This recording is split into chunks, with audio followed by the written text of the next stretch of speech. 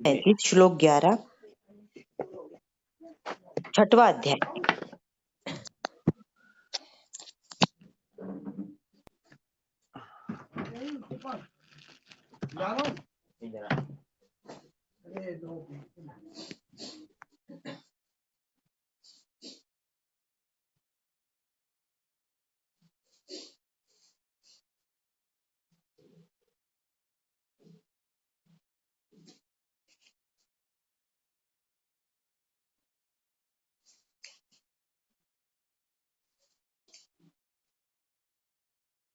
Mute खोल लेना अभी। तू पहले ये करके आ जा। इसमें देख लिया था ना, देख लो, वो दिखा देगा वो अंदर कैसे हैं और ऊपर वो है। राम राम जी।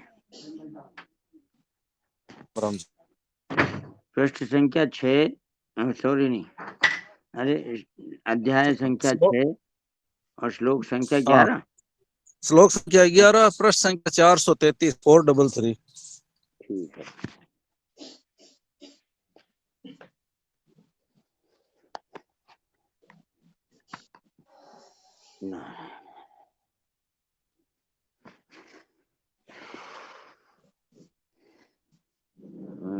ये हमने 10वां श्लोक पढ़ा था।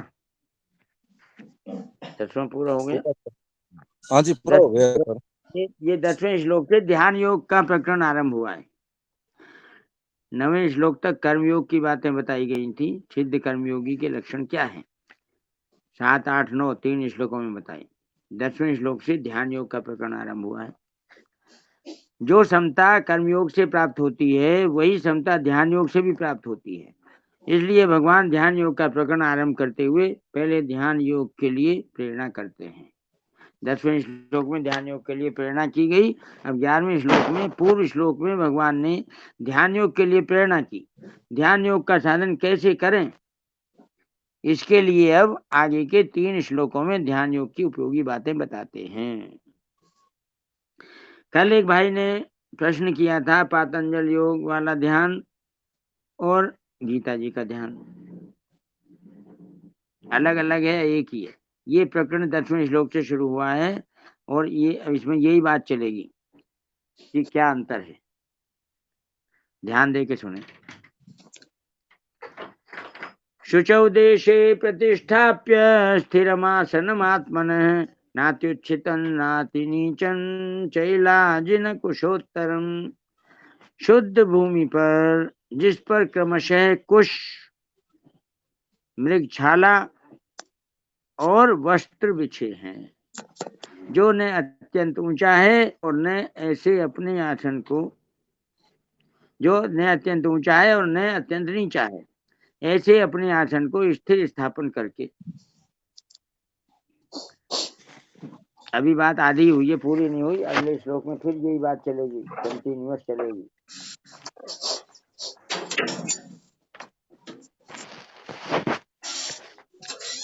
स्थापन करके उस आसन पर बैठकर चित्त और इंद्रियों की क्रियाओं को वश में रखते हुए मन को एकाग्र करके अंतःकरण की शुद्धि के लिए योग का अभ्यास करें। ऐसे ये चल रहा है प्रकरण ध्यान योग का। तो कहते हैं शुचौ देशे, व्याख्या में, भूमि की शुद्धि 2 तरह की होती है। पहली होती है स्वाभाविक शुद्ध स्थान, और दूसरी, जैसे गंगा आदि का किनारा स्वाभाविक शुद्ध होता है, जंगल स्वाभाविक शुद्धि होती है, तुलसी, आंवला, पीपल आदि पवित्र वृक्षों के पास का स्थान स्वाभाविक शुद्ध होता है। दूसरी प्रकार की शुद्धि है शुद्ध किया हुआ स्थान, जैसे भूमि को गाय के गोबर से लीपकर अथवा जल छिड़ककर शुद्ध किया जाए। जहाँ मिट्टी हो वहां ऊपर की 4-5 अंगुल मिट्टी दूर करके अर्थात हटा के भूमि को शुद्ध किया जाए। ऐसी स्वाभाविक अथवा शुद्ध की हुई समतल भूमि में काठ या पत्थर की चौकी आदि को लगा दे।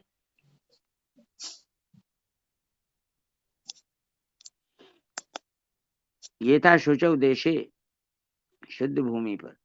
अब है चैलाजिन कुशोत्तरम, यद्यपि पाठ के अनुसार क्रमशः वस्त्र, मृगछाला और कुश बिछानी चाहिए। श्लोक में जैसा पाठ है अगर वैसा ही लिया जाए तो नीचे कपड़ा, उसके ऊपर मृगछाला और उसके ऊपर कुश बिछानी पड़ेगी। परंतु यह क्रम लेना युक्ति संगत नहीं है, क्योंकि कुश शरीर में गढ़ती है। अतः नीचे कुश, उसके ऊपर मृगछाला और उसके ऊपर कपड़ा, ऐसा क्रम लिया गया है। क्योंकि पाठ क्रम से अर्थ क्रम बलवान होता है। पाठ क्रमाद अर्थ क्रमो बलियान। हमारे मोहन भाई जी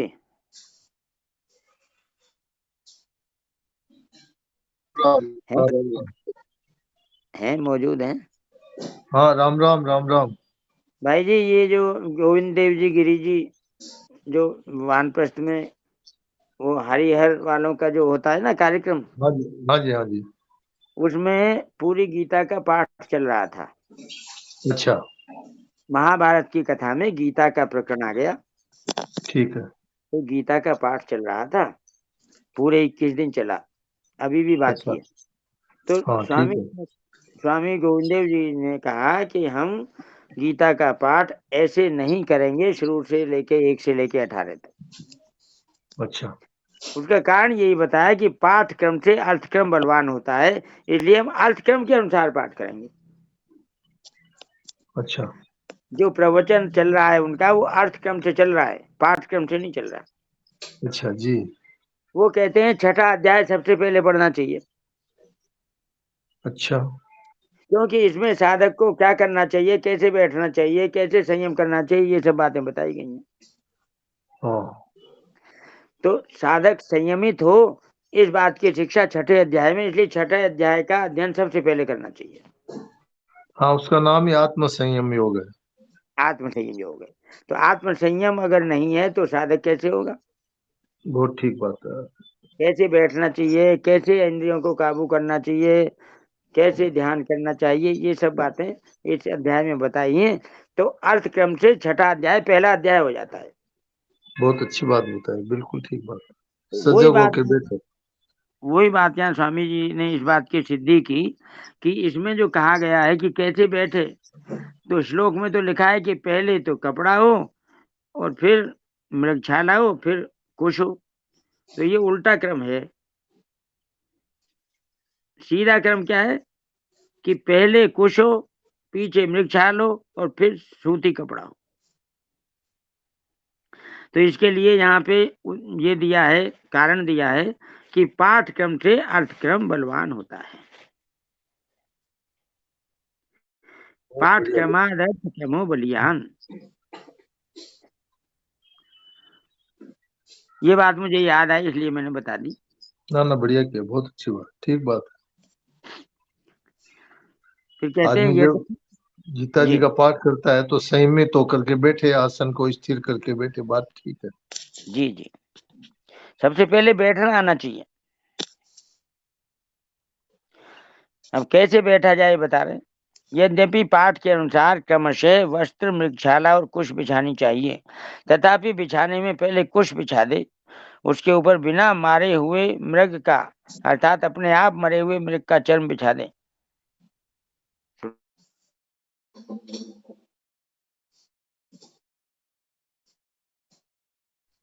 तो भाई जी ये स्वामी जी महाराज ने इसको क्लियर कर दिया कि किसी भी मृग की छाल नहीं बिछानी चाहिए। मारे हुए मृग की छाल बिछाओगे तो ध्यान नहीं लगेगा, उसमें हिंसा हुई है। बिल्कुल। बिना हिंसा के जो खाल प्राप्त हुई है मृग की छाल, उसको बिछाना चाहिए। बिना मारे हुए मृग का अर्थात अपने आप मरे हुए मृग का चर्म बिछा दे, क्योंकि मारे हुए मृग का चर्म अशुद्ध होता है और ध्यान में तो शुद्धता चाहिए, पवित्रता चाहिए। अगर ऐसी मृगशाला ना मिले तो कुश पर टाट का बोरा अथवा ऊन का कंबल बिछा दे। ये जरूरी नहीं है कि मृगशाला ही बिछानी है।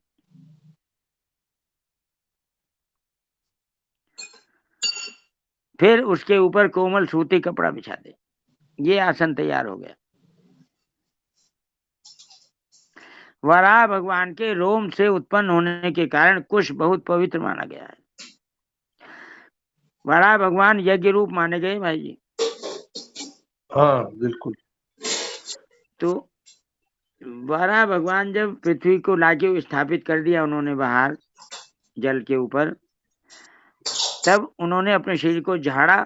उस शरीर के झड़ने से जो उनके रोम गिरे वो ही कुश के रूप में पैदा हुए।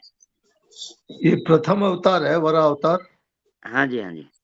प्रथम तो भाई जी वैसे मत्स्य माना जाता है। अच्छा, नहीं तो वो वराह अवतार है ना, पहले पृथ्वी को सबसे पहले ऊपर लाए हिरण्याक्ष को मार के। हाँ हाँ, जब ब्रह्मा जी से कहा सृष्टि की उत्पत्ति करो, हाँ तो ब्रह्मा जी ने कहा भूमि कहाँ है, या तो जल ही जल है, भूमि चाहिए। तब भगवान ने हिरण्याक्ष को मार के वराह भगवान के रूप में अवतार लिया और तब ला के दिया पृथ्वी को स्थापित किया जल के ऊपर। पृथ्वी को जल के ऊपर स्थापित करना ये भगवान की ही सामर्थ्य है, कौन कर सकता है बताओ। बिल्कुल। डूब जाएगी, मिट्टी का ढेला भी डालो पानी में डूब जाता है, तैरता थोड़ी है। गामाविश्य भूतानि धारयामि मोहिषा आता है ना 15वें अध्याय का 13वां श्लोक। हाँ हाँ आता है ना। वराह भगवान के रोम से उत्पन्न होने के कारण कुश बहुत पवित्र माना गया है, अतः उससे बना आसन काम में लाते हैं। ग्रहण आदि के समय सूतक से बचने के लिए अर्थात शुद्धि के लिए कुश को पदार्थों में कपड़ों में रखते हैं। पवित्री प्रोक्षण आदि में भी इसको काम में लाते हैं, अतः भगवान ने कुश बिछाने के लिए कहा है।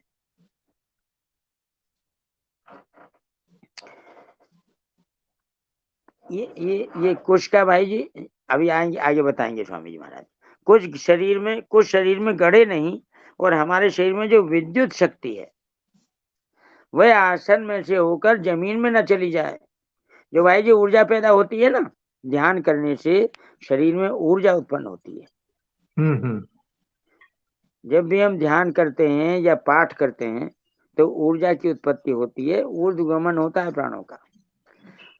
तो वह विद्युत शक्ति जमीन में न चली जाए, इसलिए ये इंसुलेशन है। ये जैसे बिजली को बिजली का करंट ना लगे तो उसी पर प्लास्टिक चढ़ाई जाती है,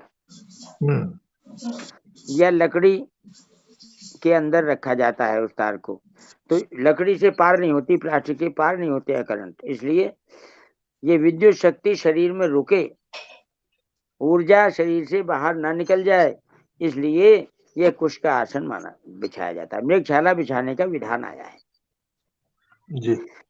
कुछ शरीर में गड़े नहीं, और हमारे शरीर में जो विद्युत शक्ति है वह आसन में से होकर जमीन में न चली जाए, इसलिए विद्युत शक्ति को रोकने के लिए मृगशाला बिछाने का विधान आया है। कुश के ऊपर मृगशाला। जी आचार्य जी प्रणाम। जी जी, तो जैसे ध्यान करते हैं या भजन करते हैं या जप करते हैं तो बैठ जाते हैं, जैसे इंसुलेशन की बात कही है कि ऊर्जा का उत्पन्न होना, तो भजन करके तुरंत खड़े नहीं हो जाना चाहिए, थोड़ी देर बैठे रहना चाहिए, क्या ये सही है?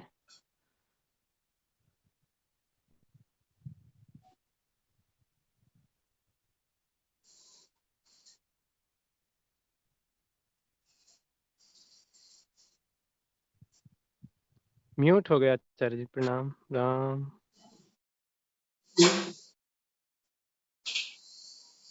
हाँ जी आचार्य जी।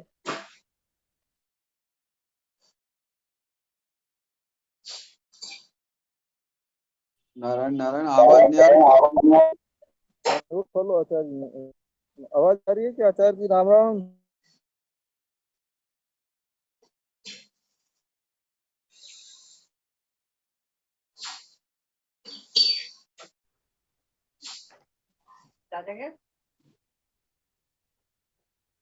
हाँ जी। हाँ, वो पूछ रहे हैं भाई जी कुछ, एक बार क्या पूछे, अब बोलो भाई जी दोबारा। जी राम जी, ऐसे जैसे आचार्य जी बता रहे थे कि बैठते हैं ध्यान करने या आसन पे तो ऊर्जा उत्पन्न होती है। तो जो ऑरा, ऊर्जा से मतलब ऑरा जो बनता है, तो भजन करते हैं या कोई नाम जप करते हैं बैठ करके, तो तुरंत खड़े होकर के नहीं जाना चाहिए, तो बैठे रहना चाहिए। ये सही है क्या? देखो, जब भी हम आसन पे बैठते हैं, पवित्र होके बैठते हैं, जब उठते हैं तो उठने के बाद आसन को तुरंत समेटना चाहिए। तो सकाम भाव वाला वो है अनुष्ठान, उसमें आसन के नीचे की मिट्टी को उस पे थोड़ा जल छिड़क के और उसको माथे से लगाना चाहिए। तो जो हमारा किया हुआ साधन है उसको कोई चुरा नहीं सकता। हमने सुना है कि इंद्र जप को ले जाता है अगर हम ऐसा नहीं करते तो। इसी तरीके से ये जो ऊर्जा पैदा होती है वो बर्बाद ना हो जाए, नष्ट ना हो जाए, इसलिए उसको इस तरीके से खुले पे नहीं बैठना चाहिए, आसन पे बैठना चाहिए। आसन विधिवत होना चाहिए, स्वच्छ होना चाहिए, पवित्र होना चाहिए। और कुश और मृगछाल या कंबल, मृगछाला नहीं है तो कंबल हो, कंबल के ऊपर सूती कपड़ा हो, ऐसे विधान माना गया है। नहीं तो किया हुआ जो उद्यम है, जो उद्योग है, जो साधन है, बेकार हो जाता है। ये सब बातें सकाम में हैं, निष्काम में ऐसी कोई बात नहीं है। चाहे गंगा जी किनारे कहते हैं आसन की जरूरत ही नहीं, बालू रेत हो तो आसन की जरूरत ही नहीं है। तो वो ये तो सब अपने आप में ही पवित्र है। ये सब बातें पैदा होती हैं सकामता में। बिल्कुल यही बात है। फल चाहिए, ये बात है। जी आचार्य जी। प्रणाम आचार्य जी, ये साधना काल की बातें है ना ये वाली? है जी, ये साधना काल की बातें है ना? ये तो सिद्ध हो जाते हैं जो सिद्ध महापुरुष, तो वो तो हमेशा ही एक आसन आप में ही रहते हैं। देखो, आपने सुना, आप हमने कल पढ़ा था परिशिष्ट भाव जो था 10वें श्लोक का, आप देख लो 432 पे नीचे लिखा हुआ परिशिष्ट भाव में, कर्मयोग, ज्ञान योग और भक्ति योग तो करण निरपेक्ष साधन है, यानी निष्काम है, पर ध्यान योग करण सापेक्ष साधन है, अर्थात सकाम है। ये समझ ली बात आपने? ध्यान योग का साधन चल रहा है, ध्यान योग में सकामता होती है, हाँ ठीक है आचार्य जी। इसलिए यहाँ सब बातें बताई जा रही हैं। आचार्य जी प्रणाम। जी, आचार्य जी, जैसे हमने हमारी ऊर्जा को बचाने की बात की, हमारा ध्यान के प्रकरण में हम सुन रहे हैं, तो आचार्य जी जब हम निष्काम भाव से करते हैं तो हमको हमारे ऊर्जा की, हमारी एनर्जी की चिंता इसलिए नहीं रहती कि वो यूनिवर्स में जा रहा, तो हम सबके कल्याण की भावना रखते हैं, तो हमको हमारे लिए बचाने की कोई आवश्यकता नहीं। इसका ये भाव हुआ स्पष्टता से? हाँ, वो तो हम तो भगवान को लक्ष्य करके कर रहे हैं जो कुछ कर रहे हैं। जी। जब लक्ष्य संसार है, संसार की वस्तुएं हैं, पदार्थ हैं, तब ये बातें सब लागू होती हैं कि कोई चुरा ना ले जाए। हमारे द्वारा किया हुआ निष्काम भाव से भगवान के प्रति किया हुआ जो साधन है उसे कोई चुरा ही नहीं सकता। जय हो आचार्य जी, बहुत सुंदर बताए। जय हो। नारायण नारायण। प्रभु जी, ये ध्यान योग से मुक्ति की प्राप्ति नहीं होती क्या प्रभु जी? ये सकाम भाव से ही होती है? ध्यान योग से प्राप्ति होती है, लेकिन निष्काम होने पे ही होती है। अंत में ध्यान योगी भी निष्काम होता है, तभी उसको प्राप्ति होती है। सकामता वाली प्राप्ति सिद्धियां, कल बात हुई थी। निष्कामता वाली जो प्राप्ति है वो परमात्मा प्राप्ति है, और सकामता वाली जो प्राप्ति है वो है सिद्धियां।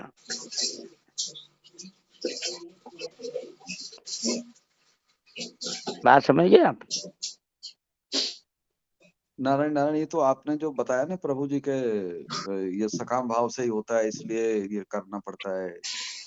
सकाम भाव से शुरू होता है और सकाम भाव का अंत होता है सिद्धियों में, सिद्धियों की प्राप्ति में। जब सिद्धियों की प्राप्ति को आप नकार देते हैं तब भाव निष्काम हो जाता है और परमात्मा की प्राप्ति होती है। मतलब निष्काम भाव से नहीं कर सकते इसको, ध्यान योग को, मतलब ऐसे। निष्काम भाव से कर सकते हैं, क्यों नहीं कर सकते? निष्काम भाव से सब कुछ किया जा सकता है। आप इसमें पहले मन को एकाग्र करते हैं। मन को एकाग्र करना सकाम है या निष्काम है, बताओ? नहीं, सापेक्ष और निरपेक्ष की बात है क्या? सकाम और निष्काम की बात है प्रभु? सापेक्ष और निरपेक्ष दोनों सकाम और निष्काम ही हैं। अच्छा, सापेक्ष सकाम है और निरपेक्ष निष्काम है। ठीक है। आप मन से संबंध पहले ही विच्छेद कर लो, तब ध्यान करना शुरू करो, निरपेक्ष हो गया। जब मन को एकाग्र करते हैं तो मन की सत्ता को मजबूत करते हैं कि नहीं? मन को एकाग्र करना, मन की सत्ता को स्वीकार करना।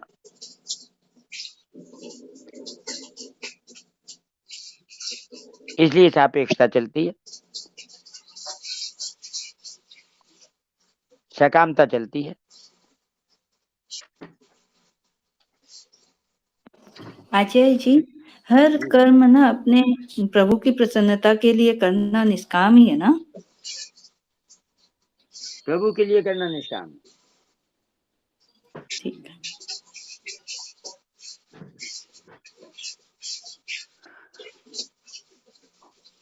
आचार्य जी राम राम। अच्छा, ये मन को एकाग्र करने में बड़ी कठिनाई है। स्वामी जी बोलते हैं इसके चक्कर पर, तो ये ठीक है, हमारा को काम मन को एकाग्र करने की आवश्यकता नहीं है। जितना आवश्यकता है उतना हम सबको प्राप्त हो गया है शायद। मन को, मन से संबंध विच्छेद करना साधन है भगवत प्राप्ति का, और मन को एकाग्र करना साधन है संसार की प्राप्तियों के लिए। तो जब मन एकाग्र हो जाता है तो सिद्धियां प्रकट होती हैं। ये बात विस्तार से हम पढ़ चुके हैं। ये तो झमेला है महाराज जी, बिल्कुल झमेला चीज है। क्या कह रहे हैं? महाराज जी बिल्कुल मन को एकाग्र कर सिद्धियां प्राप्त करके क्या करना है, कुछ नहीं। हाँ, तो इसीलिए नारायण नारायण आचार्य जी, ये मन एक्चुअल में क्या है? मतलब विचारों का पुंज ही मन है या कुछ और है? विचारों का पुंज ही मन है। निर्विचार हो जाए तो मन है ही नहीं। जी जी। आचार्य जी प्रसंग आते हैं, लंबा हो गया, अब वहां चलते हैं, वहां क्लियर हो जाएगा सब ये बातें। ठीक है जी।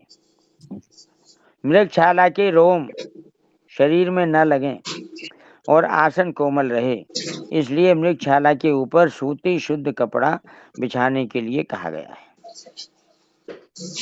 अगर मृगशाला की जगह कंबल या टाट हो तो वह गर्म ना हो जाए, इसलिए उस पर सूती कपड़ा बिछाना चाहिए। ये आसन की श्रेष्ठता बताई गई।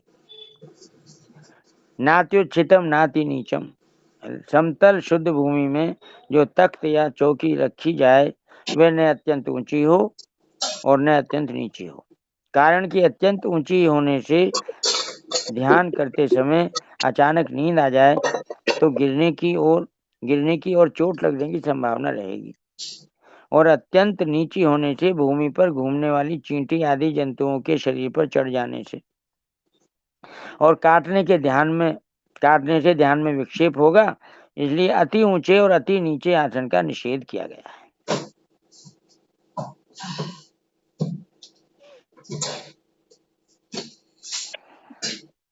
प्रतिष्ठा जी, हमें ऐसे लगता है जैसे भगवान ने कितना ध्यान रख के ये बात बोली है हम लोगों का। और क्या, ये ऐसे करने से तकलीफ हो जाएगी, वैसे तकलीफ हो जाएगी, ये वो। हाँ, जब कोई बात बताई जाती है तो उसके लिए पूरी सावधानियां बताई जाती हैं, वही भगवान बता रहे हैं।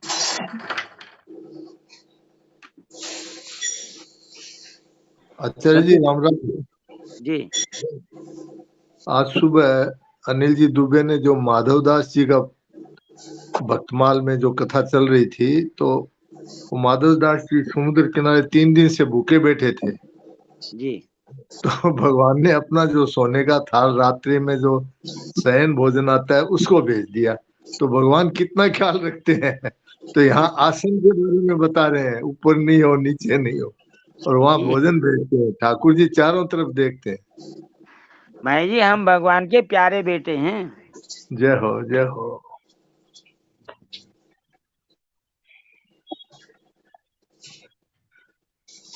प्रतिष्ठाप्य स्थिर मातर महात्मने। ध्यान के लिए भूमि पर जो आसन, चौकी या तख्त रखा जाए वह हिलने वाला ना हो। भूमि पर उसके चारों पाए ठीक तरह से स्थिर रहें। जिस आसन पर बैठकर ध्यान आदि किया जाए वह आसन अपना होना चाहिए, दूसरे का नहीं। क्योंकि दूसरे का आसन काम में लिया जाए तो उसमें वैसे ही परमाणु रहते हैं, जैसा वो आदमी है उसी के परमाणु होंगे। अब वो कैसा है पता नहीं। अतः यहाँ आत्मने पद से अपना आसन अलग रखने का विधान आया है, स्थिर आसन मात्र। इसी तरह से गोमुखी, माला, संध्या के पंचपात्र, आचमनी आदि भी अपने अलग रखने चाहिए। शास्त्रों में तो यहाँ तक विधान आया है कि दूसरों के बैठने का आसन, पहनने की जूती, खड़ाऊ, कुर्ता आदि को अपने काम में लेने से अपने को दूसरों के पाप पुण्य का भागी होना पड़ता है। पुण्यात्मा संत महात्माओं के आसन पर भी नहीं बैठना चाहिए। क्यों? क्योंकि उनके आसन, कपड़े आदि को पैर से छूना भी उनका निरादर करना है, अपराध करना है।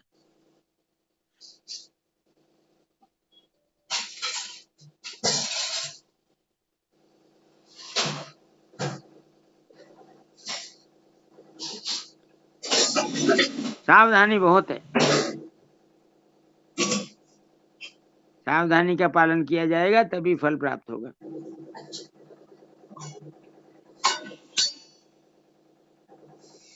तत्रिकाग्रम मनः कृत्वा यत् चित्तेन्द्रिय क्रिय उपविश्यासने युञ्ज्यात् योग मात्म विशुद्धये।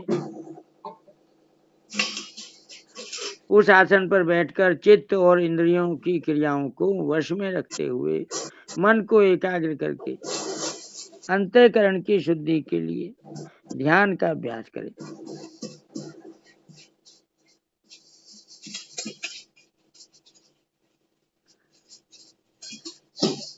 व्याख्या में कहते हैं, पूर्व श्लोक में बिछाए जाने वाले आसन की विधि बताने के बाद अब भगवान 12वें और 13वें श्लोक में वर्णित आसन के लिए यहाँ तव आसन है श्लोक में बैठने वाले आसन की विधि बताते हैं, बैठा कैसे जाए। तत्र आसन है, जिस आसन पर क्रमशः कुश, मृगछाला और वस्त्र बिछाया हुआ है, ऐसे पूर्व श्लोक में वर्णित आसन के लिए यहाँ तत्र आसन पद आया है। उपविश्य, उस बिछाए हुए आसन पर सिद्धासन, पद्मासन, सुखासन आदि जिस किसी आसन से सुखपूर्वक बैठ सके उस आसन से बैठ जाना चाहिए। आसन के विषय में ऐसा आया है कि जिस किसी आसन से बैठे उसी में लगातार 3 घंटे तक बैठा है, उतने समय तक इधर उधर हिले डुले नहीं। ऐसा बैठने का अभ्यास सिद्ध होने से मन और प्राण स्वतः स्वाभाविक शांत हो जाते हैं, चंचलता रहित हो जाते हैं।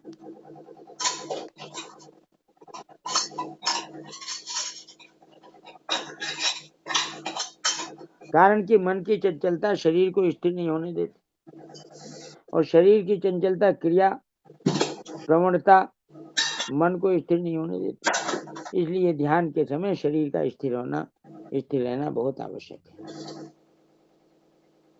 आचार्य जी, सेठ जी जब बैठते थे, प्रवचन करते थे तो 3 घंटा हिलते ही नहीं थे, आंख बंद।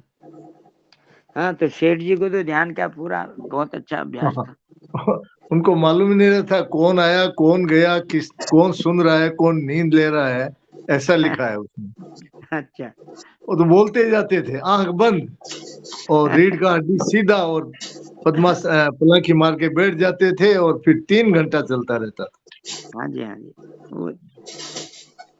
नारायण नारायण महाराज जी, ये क्रिया की प्रवणता मतलब क्या होता है? क्रिया की प्रवणता यानी क्रिया से प्रभावित होना। जो क्रियाएं हैं, जब सक्रियता रहेगी तो मन स्थिर नहीं रहेगा। मन का संबंध शरीर से साथ है। शरीर जब स्थिर होगा तभी मन स्थिर होगा। शरीर अगर क्रियाशील है तो मन स्थिर नहीं हो सकता। अगर शरीर क्रिया में तत्पर है, क्रिया में लगा हुआ है, हिलना डुलना हो रहा है, तो मन नहीं स्थिर होगा। आपने सुना होगा आसन स्थिर होने के बाद ही प्राणायाम का अभ्यास किया जाता है। सही है। प्राणायाम सिद्ध होगा जब आपका आसन स्थिर होगा, आसन सिद्ध होगा। यम नियम आसन प्राणायाम ऐसे क्रम है ना। हाँ जी, हाँ जी। आसन सिद्ध होने पर प्राणायाम का अभ्यास शुरू करना चाहिए, ऐसा विधान है पातंजल योग दर्शन में। यद चेतेन्द्रिय क्रिय है। आसन पर बैठने के समय चित्त और इंद्रियों की क्रियाएं वश में रहनी चाहिए।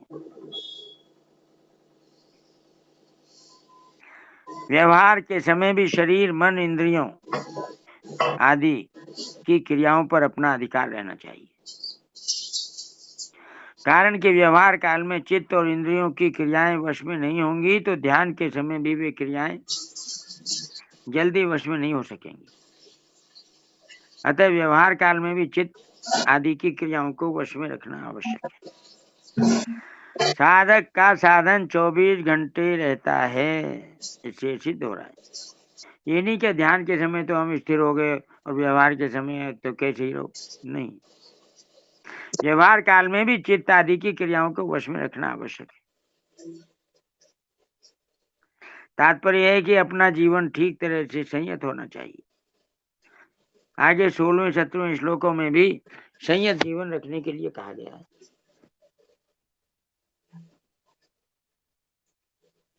एकाग्र मन कृत्वा, मन को एकाग्र करे अर्थात मन में संसार के चिंतन को बिल्कुल मिटा दे।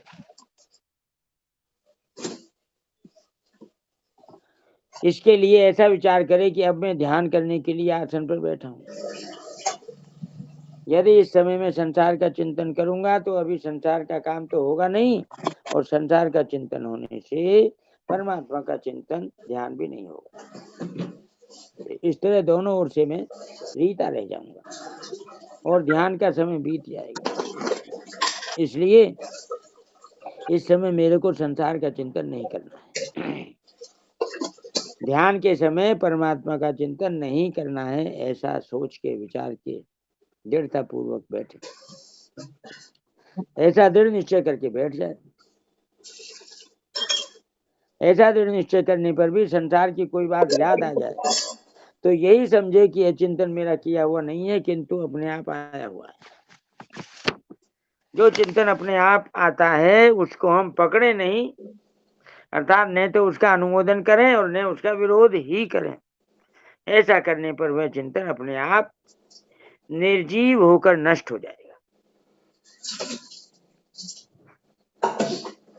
अर्थात जैसे आया वैसे चला जाएगा। क्योंकि जो उत्पन्न होता है वह नष्ट होता ही है, ये नियम है। जैसे संसार में बहुत से अच्छे बंदे कार्य होते रहते हैं, पर उनके साथ हम अपना संबंध नहीं जोड़ते तो उनका हमारे पर कोई असर नहीं होता, अर्थात हमें उनका पाप पुण्य नहीं लगता। ऐसे ही अपने आप आने वाले चिंतन के साथ हम संबंध नहीं जोड़ेंगे तो उस चिंतन का हमारे पर कोई असर नहीं होगा, उसके साथ हमारा मन नहीं चिपकेगा। जब मन नहीं चिपकेगा तो वह स्वतः एकाग्र शांत हो जाएगा।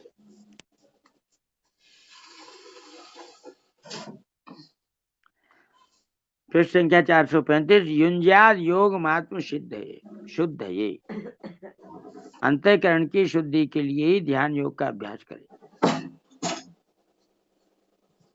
अभी जिस भाई का प्रश्न चल रहा था वो ध्यान दे, बार बार ये बात आ रही है, अंतःकरण की शुद्धि के लिए ध्यान हो रहा है, भगवत प्राप्ति के लिए नहीं हो रहा।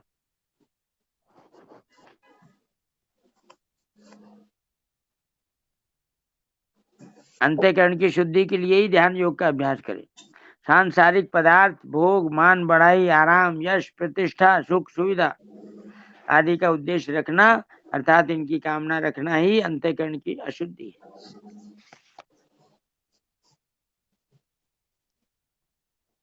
और सांसारिक पदार्थ आदि की प्राप्ति का उद्देश्य कामना न रखकर केवल परमात्मा प्राप्ति का उद्देश्य रखना ही अंतःकरण की शुद्धि है।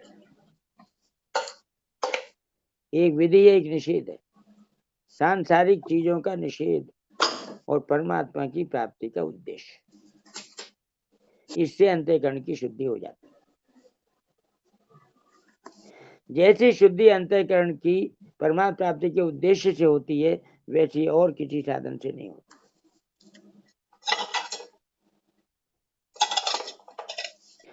रिद्धि सिद्धि आदि की प्राप्ति के लिए और दूसरों को दिखाने के लिए भी योग का अभ्यास किया जा सकता है, पर उससे अंतःकरण की शुद्धि हो जाए ऐसी बात नहीं है।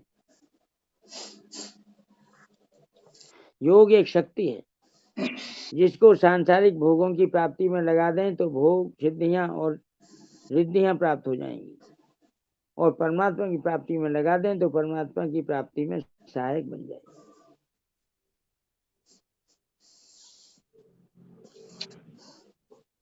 जय श्री कृष्ण। आचार्य जी प्रणाम। जी आचार्य जी, जो हम व्रत उपवास करते हैं ये भी एक योग है क्या? ये संयम है। संयम है जी। मेरा भाव ऐसा बन गया था कि जो अन्न का त्याग करते हैं, अन्न नहीं खाते हैं, तो वो अन्न वंचित रहता है, तो कोई तो उसको खाते ही है, तो यही एक दान है। हमारे मन में ऐसा आया था। देखो, दान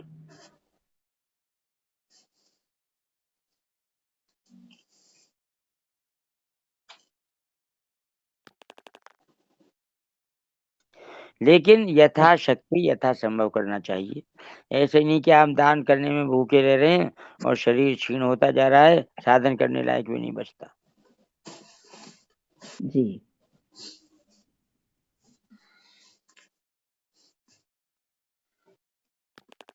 उपयोगी है भगवान की प्राप्ति के लिए प्रयत्न करना।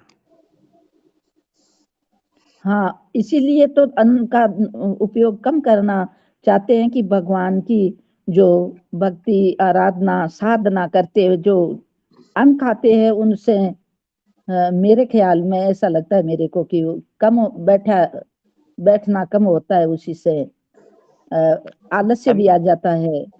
अभी 16वें 17वें श्लोक में यही बात बताई जाएंगी बहन जी जो आप कर रही हो। हाँ, तो जो मेरे मन में आया वो बताया आपको। हाँ ठीक है। तो अति नहीं इसीलिए होनी, अति नहीं होनी चाहिए। अच्छा, हाँ हाँ। हमने ज्यादा भूखा रहना शुरू कर दिया, शरीर क्षीण होना शुरू हो गया, बैठना भी बचकर नहीं रहा। हाँ, वो भी होता है। ऐसा नहीं होना चाहिए। तथा योगी जी जी, बहुत बढ़िया करना।